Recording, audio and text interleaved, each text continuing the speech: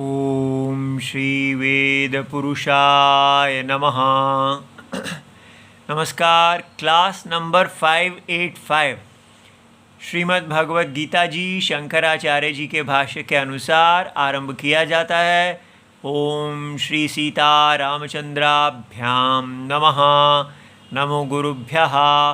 ओम अथ काल देवताः श्री विक्रमी संवत् भाद्रपद कृष्णपक्षा द्वितीया सोमवारः शतभिषा नक्षत्रम् उत्तरायणं वर्षर्तुः।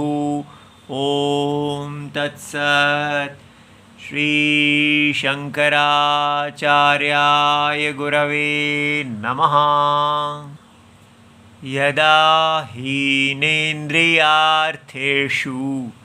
न कामस्वनुषज्यते सर्वसंकल्पसन्न्यासी योगारूढ़स्तदोच्यते। अध्याय नंबर 6 और श्लोक नंबर 4। पुस्तक है Gita press Gorakhpur, book number 10, Shankaracharya ji के भाष्य वाली भगवत गीता जी। अच्छा जी, तो चौथे अध्याय का मूल विषय है ये बताना कि कब व्यक्ति क्रम से पहले कर्म योगी होता है और फिर वो ज्ञान योगी हो जाता है। तो क्या लक्षण है जिससे हम जानते हैं कि ये अब ज्ञान योगी हो गए हैं? ज्ञान योगी नहीं, ध्यान योगी, माफ़ करना। क्या कहा आप? पहले कर्मी, फिर कर्मयोगी बने, फिर कर्म योगी के बाद ध्यान योगी। तो ध्यान योगी वो हैं जो सदा केवल अंतरात्मा पे विचार करने के समर्थ हैं। वो सदा अंतरात्मा को सत्यम और जगन को मिथ्या, अर्थात सदा आत्मज्ञान में रहने के समर्थ हैं, उसमें ही स्थित होने के। तो ऐसा अंतःकरण भगवान कहते हैं यदा ही न इंद्रिय अर्थेषु, इंद्रियों के विषयों में न कर्म सु अनुषज्यते, और ना ही उनका मन सदा क्रियाशील होता है। मैं ये करूं, मैं वो करूं, मैं ये करूं, मैं वो करूं। मैं बोर हो गया, क्यों? क्योंकि मेरे पास कुछ करने को ही नहीं है। तो अगर हमारे पास कुछ करने को ना हो तो हमारा मन अरति में चला जाता है। बोर का मतलब होता है कि मेरे मन को कुछ चाटने के लिए मिल ही नहीं रहा, और अगर जब तक मेरा मन किसी चीज़ में लगा ना हो तो मेरे मन को मज़ा ही नहीं आता। तो अरति माने अमजा का अनुभव करना। तो हमको एक मन के मज़े, मन के मनोरंजन की, मन की रति की अवस्था बनाए रखने के लिए हर समय क्रिया में लगे रहना चाहिए। अगर हमारे पास क्रिया ना हो तो हम छटपटाने लगते हैं, हम बेचैन हो जाते हैं। कोई व्यक्ति बिना क्रिया के रह ही नहीं सकता। और यहाँ कहा जा रहा है कि ना उसके अंदर कोई क्रिया के ऊपर डिपेंडेंस है और ना ही वो इंद्रियों के भोग कर रहा है, ना चिप्स खा रहा है और ना ही कोई एक्शन कर रहा है। तो क्या कर रहा है? वो केवल अंतरात्मा में स्थित है। कोई बाह्य भोग उसको सुख नहीं दे रहा, वो अंतरात्मा में ही सुखी है। ऐसा सर्व संकल्प सन्यासी। संकल्प हमने देखा है कि साधन और साध्य, इष्ट फल का साधन, यह इष्ट फल का साधन है। तो ये किसी भी चीज़ को इष्ट फल का साधन नहीं देखते। संकल्प माने किसी चीज़ को इष्ट फल का साधन देखना कि ये कर्म अनेन कर्मणा इदम इष्टम फलम प्राप्नोति। ठीक है? तो इस कर्म के द्वारा ये प्रिय फल प्राप्त किया जाता है। लेकिन ये व्यक्ति हमारे ध्यान योगी जो हैं, ये कोई भी साधन को इष्ट फल की प्राप्ति का साधन नहीं देखते, क्योंकि इनका इष्ट फल है मृत्यु से मुक्ति। तो ये कहते हैं कोई ऐसा कर्म नहीं है, कोई ऐसी क्रिया नहीं है जिसका फल हो मृत्यु से मुक्ति। मृत्यु का मुक्ति तभी मिल सकती है यदि मृत्यु अविद्या कल्पित हो, मृत्यु सत्य ही ना हो। तो हम विचार से देख सकते हैं कि आत्मा मृत्यु रहित है और ये सारा जगत केवल कल्पना है जिसमें मृत्यु है। तो ये मृत्यु रहित अमृत रूप आत्मा में स्थित है। ऐसे महान है ये। अब हम इसका भाष्य देख रहे थे और इसमें भगवान ने पूरा समझा दिया। अब वो उदाहरण दे रहे हैं कि कैसे मनुस्मृति में भी यही लिखा है। ये हम पहले देख चुके हैं कि संकल्प मूलः कामः वही यज्ञाः संकल्प संभवाः। संकल्प माने इदम कर्मणा अनेन कर्मणेन, इस कर्म के द्वारा इष्टम फलम भवति। ठीक है, तो ये संकल्प है। किसी भी आप साधन को इष्ट फल का साध्य देखेंगे कि ये साधन से, इस मीन से, इस एंड को प्राप्त किया जा सकता है, तब आपके अंदर काम पैदा हो जाएगा।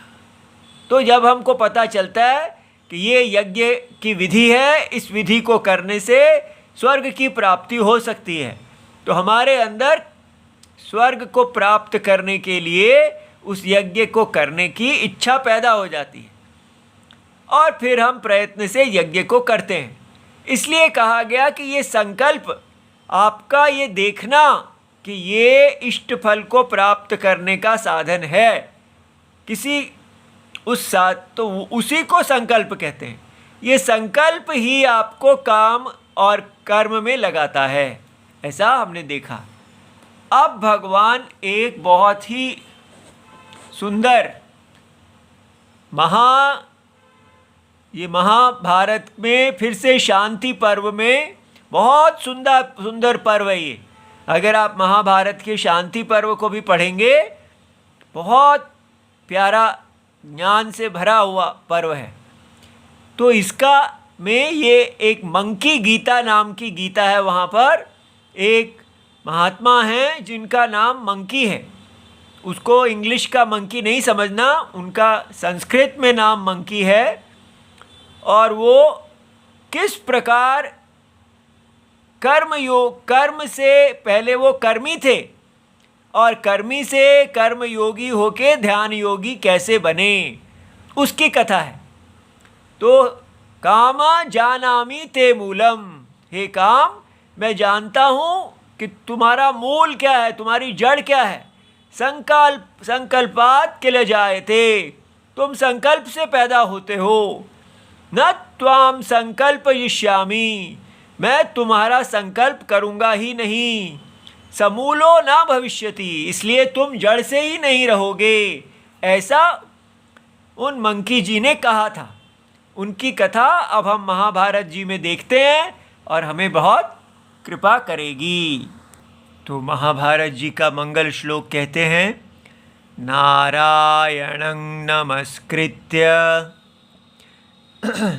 नरं चैव नरोत्तमं देवीं सरस्वतीं व्यासं ततो जयमुदीरये।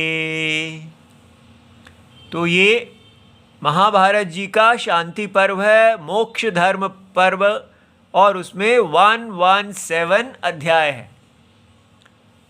तो युधिष्ठिर जी कहते हैं, दादाजी वो भीष्म जी से कह रहे हैं, यदि कोई मनुष्य धन की तृष्णा से ग्रस्त होकर तरह तरह के उद्योग करने पर भी धन न पा सके तो वह क्या करे जिससे उसे सुख की प्राप्ति हो।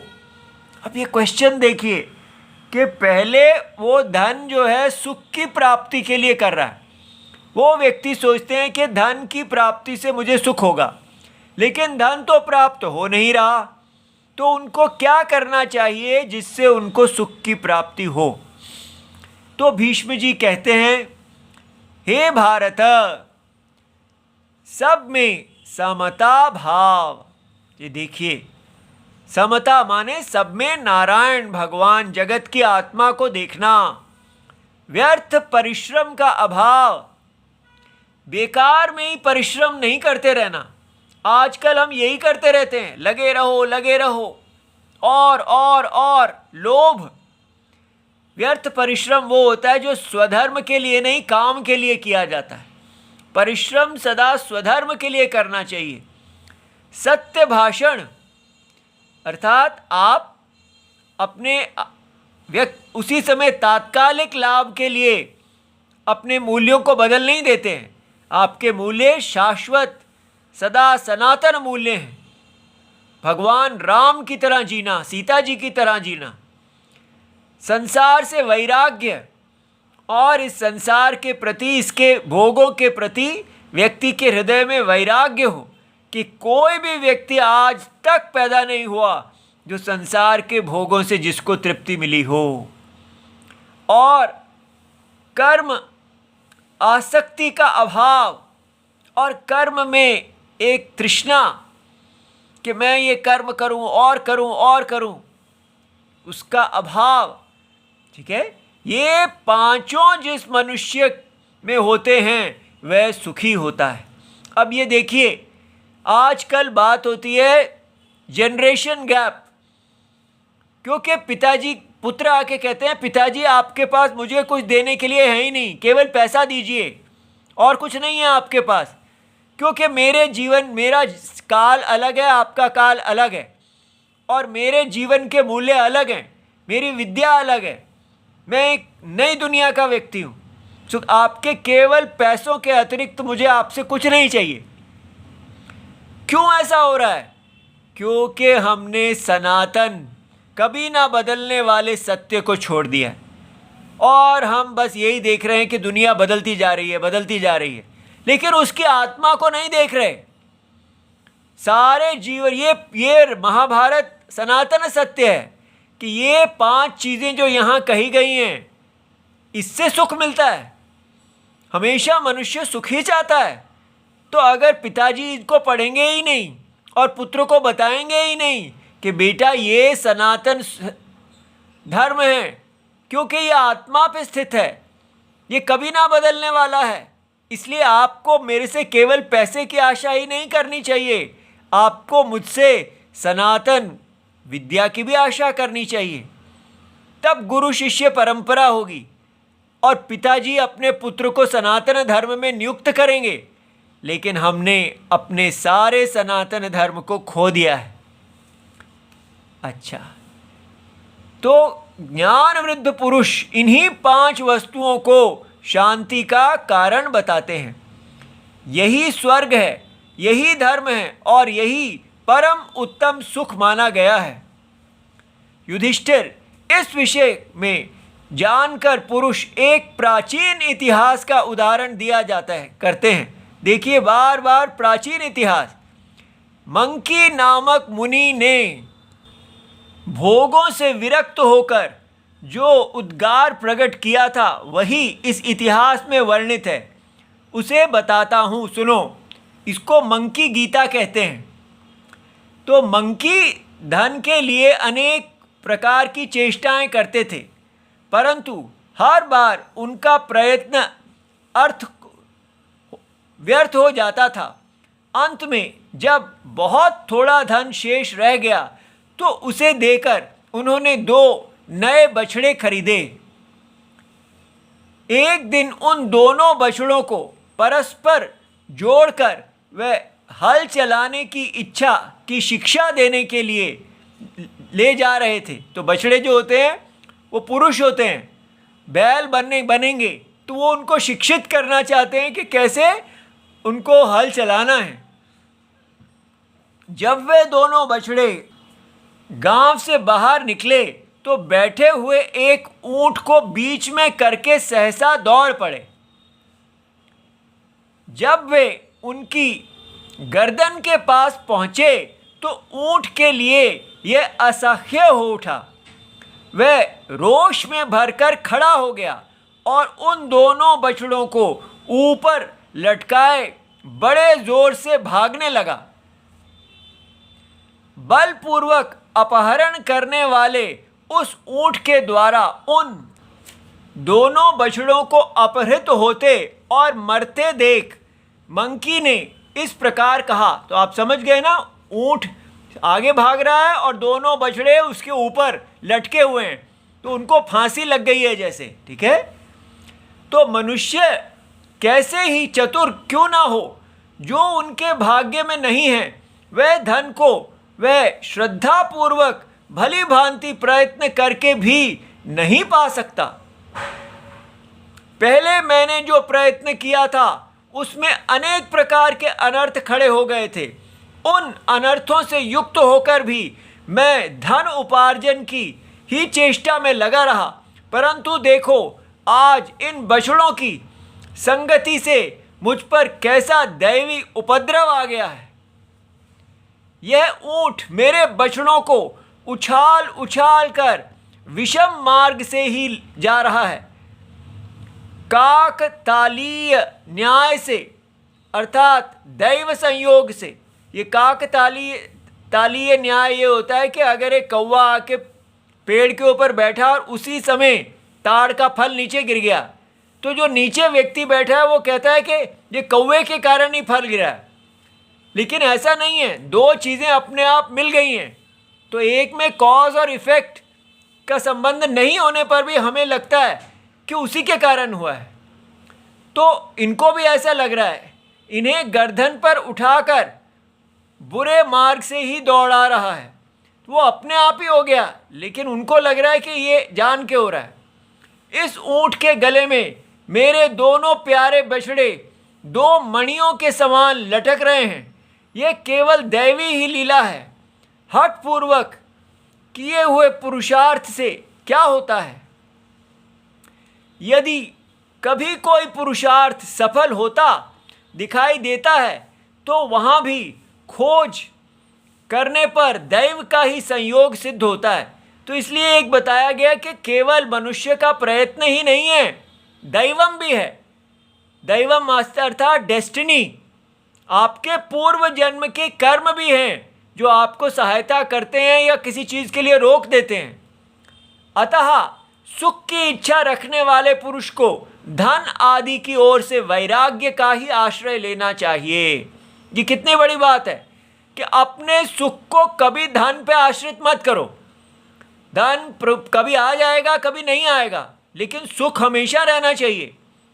धन उपार्जन की चेष्टा से निराश होकर जो विरक्त हो जाता है वह सुख की नींद सोता है। तो ये देखिए, अगर व्यक्ति अपने सुख को आत्मा से आश्रित कर दे और फल जो है उससे आश्रित ना रखे तो उसी समय वो सुखी हो जाता है। कितनी बड़ी बात कि मैं पूर्ण आत्मा भगवान नारायण में प्रतिष्ठित हूँ और ये संसार माया रूपी संसार है, इसमें जो मेरा स्वधर्म है मैं कर रहा हूँ, उसमें फल आए या ना आए उससे कोई फर्क नहीं पड़ता। इस प्रकार अब ये देखिए कैसे मंकी जी क्या सोच रहे हैं। आहा, शुकदेव मुनि ने जनक के राजमहल से विशाल वन की ओर जाते समय सब ओर से बंधन मुक्त हो क्या ही अच्छा कहा था। अब देखिए उनको एक और इतिहास याद आ रहा है कि जब शुकदेव जी जनक जी के राजमहल गए थे, अब वो वन की तरफ जा रहे हैं, तो उन्होंने क्या कहा था, जो मनुष्य अपनी समस्त कामनाओं को पा लेता है तथा जो इन सबका केवल त्याग कर देता है, इन दोनों के कर्मों में समस्त कामनाओं को प्राप्त करने की अपेक्षा उनका त्याग ही श्रेष्ठ है। ये भारत है कि कामनाओं का त्याग किया जाए, स्वधर्म का त्याग ना किया जाए। यही भगवान अर्जुन को सिखा रहे हैं।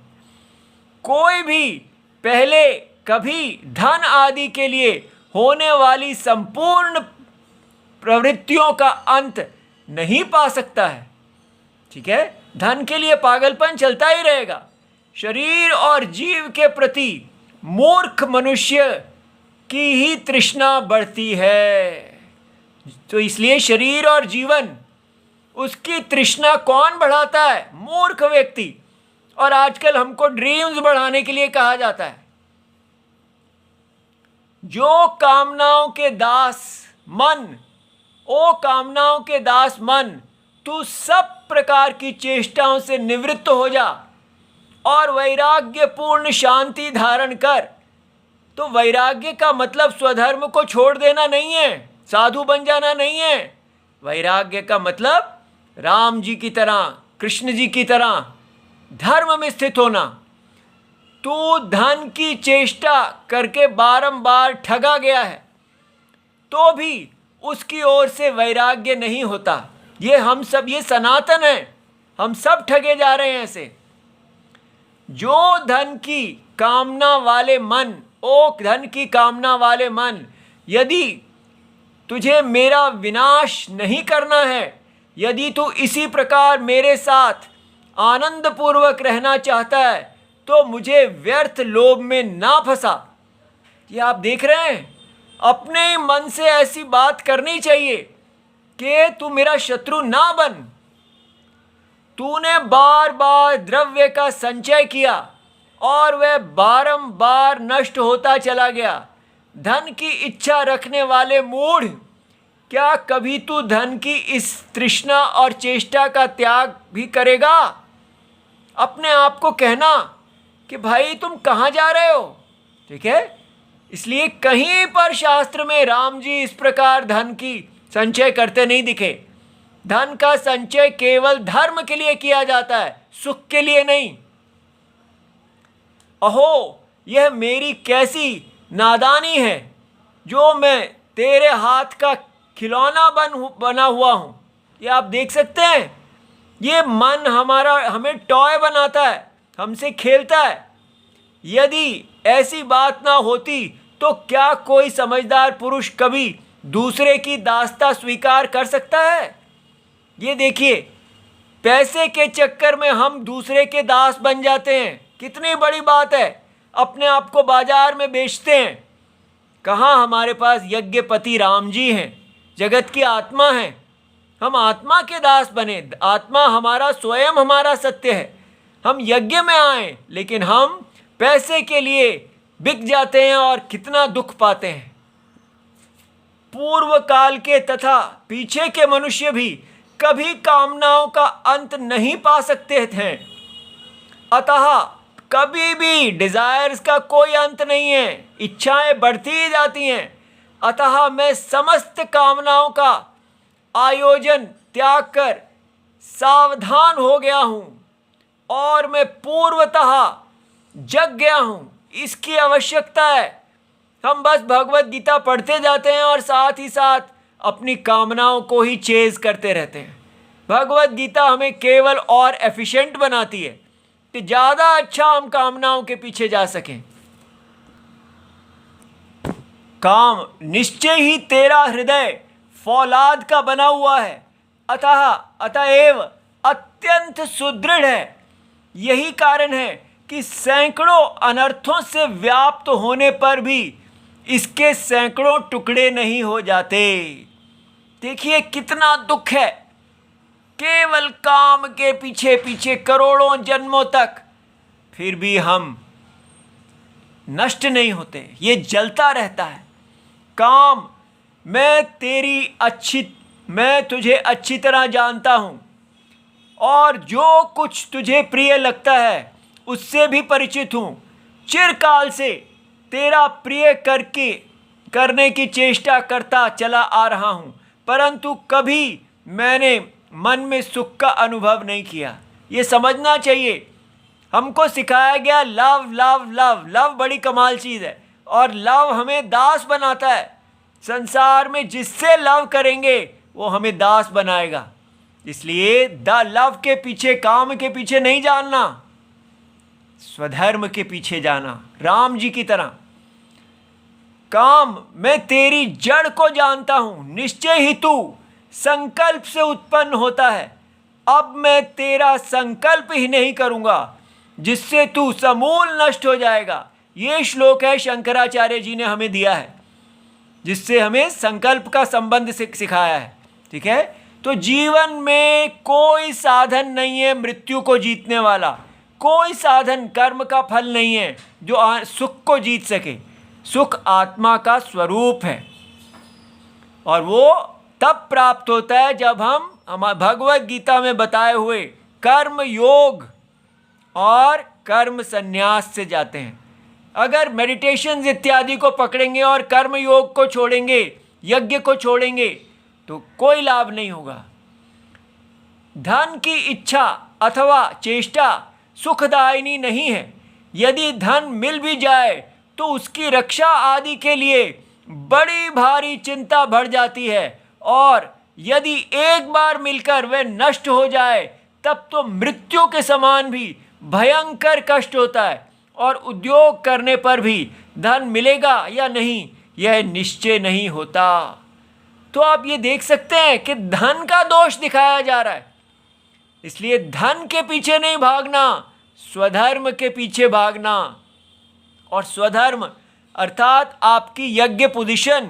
हम अपने पुत्र को कभी बताते हैं, अपने परिवार को, हम क्षत्रिय हैं, हम वैश्य हैं, हम ब्राह्मण हैं, हमारे पितरों ने इस यज्ञ को धारण किया है, आप भी इस यज्ञ को धारण करें, ये हमारा स्वधर्म है।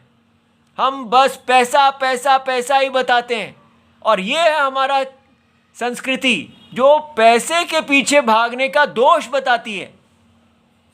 शरीर को निछावर कर देने पर भी मनुष्य जब धन नहीं पाता है तो उसके लिए इससे बढ़कर महान दुख और क्या हो सकता है। यदि धन की उपलब्धि हो भी जाए तो उतने से भी वह संतुष्ट नहीं होता, और अपितु अधिक धन की तलाश करने में लग जाता है। देखिए, हम हर रोज देख रहे हैं, फिर भी हम इसको नहीं समझते। काम स्वादिष्ट गंगा जल के समान। एक समय होगा जब गंगा जल इतना पवित्र मीठा था। यह धन तृष्णा की ही वृद्धि करने वाला है। सो धन के पीछे जाएंगे और तृष्णा बढ़ेगी। व्यक्ति का धन बढ़ जाए तो वो कहता है मैं अपने पत्नी को छोड़ दूंगा, नई पत्नी लाऊंगा, अपने पति को छोड़ दूंगी, नई को लाऊंगी। इतना पागल कर देती है तृष्णा। मैं अच्छी तरह जान गया हूं कि यह तृष्णा की वृद्धि मेरे विनाश का कारण है, अतः तू मेरा पिंड छोड़ दे।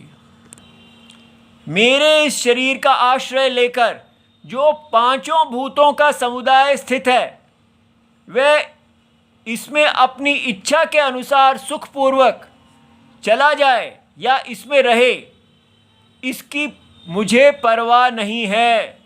तो देखना है कि वास्तव में मैं आत्मा हूँ और ये शरीर का आश्रय लेकर पांच महाभूत ही हैं। तो एक काम तू इसमें चला जा या रह, मुझे कोई फर्क नहीं पड़ता। मैं अपने शरीर में मन के अंदर संपूर्ण भूतों को देखता हुआ, बुद्धि को योग में एकाग्र चित्त को श्रवण मनन आदि साधनों में और मन को पर ब्रह्म परमात्मा में लगाकर रोग शोक से रहित एवं सुखी हो संपूर्ण लोकों में अनासक्त भाव से विचरूंगा, जिससे तू फिर मुझे इस प्रकार दुख में नहीं डाल सकेगा। अब ये देखिए सीधा कैसे वो पहले कामी थे और अब वो साधन पे आ रहे हैं कि मैं सारे भूतों को, संपूर्ण भूतों को देखूंगा, कि ये सारा जगत क्या देखेंगे वो। अब वो यहाँ से यहाँ पर जा रहे हैं, इस यज्ञ पुरुष को देखेंगे और सदा अपने स्वधर्म में लगेंगे। इस प्रकार हमको भी मंकी जी की तरह अपनी कामना को त्यागना चाहिए और उसको देखना चाहिए ये पैसा इत्यादि क्या पढ़ा रहे हैं हम अपने बच्चों को। पूरी तरह सनातन धर्म का नाश कर रहे हैं। इकोनॉमी यज्ञ इकोनॉमी के पीछे जाएं। जब यज्ञ बढ़ेगा तो अपने आप अर्थ और काम की प्राप्ति होगी। वो अर्थ और काम केवल यज्ञ के लिए है। ये यज्ञ की वृद्धि जो है ये सनातन धर्म है, लेकिन हम पैसे के पीछे चल पड़े हैं और उसी को कह रहे हैं कि हिंदुइज्म इज ग्रेट। तो ये मंकी जी की कथा तो अभी आगे चलती है। आज इतना ही, और आप महाभारत लेके उसमें देख सकते हैं, लेकिन हमने मूल इसका रस ले लिया है। कल से आगे चलेंगे। ओम नमो भगवते वासुदेवाय। प्रणाम।